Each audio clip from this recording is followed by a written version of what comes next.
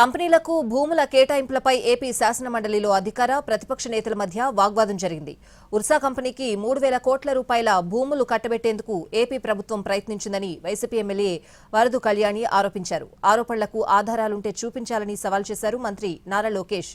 5 కంపెనీలకు 99 పైసలకు భూములు ఇచ్చామని చెప్తూ ఉంటే లేని కంపెనీలను తీసుకొచ్చి వివాదాలు సృష్టిస్తున్నారని వైసీపీ సభ్యులపై ఫైర్ అయ్యారు మంత్రి అచ్చెన్నాయుడు.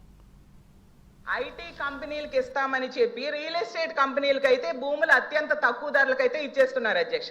ఇప్పుడే చెప్పినట్టుగా రహేజా డెవలపర్స్ కి 99 పైసలకేమో 27 ఎకరాలు కట్టబెట్టడం జరిగింది అధ్యక్ష.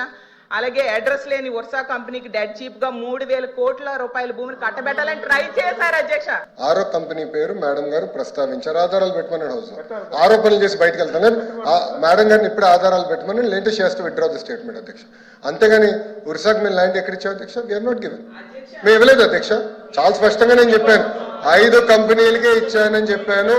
ఉర్సాకి నేను ల్యాండ్ ఇచ్చానని మేడం గారు నిరూపిస్తే no problem, I will withdraw my statement. లేదంటే మేడం గారు స్టేట్మెంట్ విత్డ్రా చేయాలి. లేదంటే ఏదో ఆరోపణ చేసి మేము బయటకు వెళ్ళి తరపుంచడం మేము ఒప్పుకోవడానికి సిద్ధంగా లేదు. గత సెషన్ లో కూడా ఇదే విషయం విమర్శిస్తే మేము ఇవ్వలేదు, ఇచ్చినట్టుగా నిరూపించండి అని చెప్తే మళ్ళీ అదే అలిగేషన్ చేస్తున్నారు. నేను అడుగుతున్నాను, మీరు కూడా ఉత్తరాంధ్రకు చెందినవారు.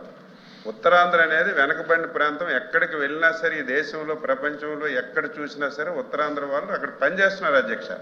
మనకు అన్ని వనరులు ఉన్నాయి.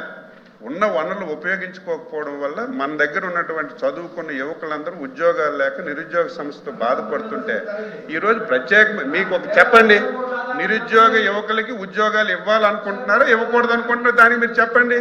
99 పైసలకి మా చుట్టాలకు బంధువులకి ఇచ్చాం అధ్యక్ష.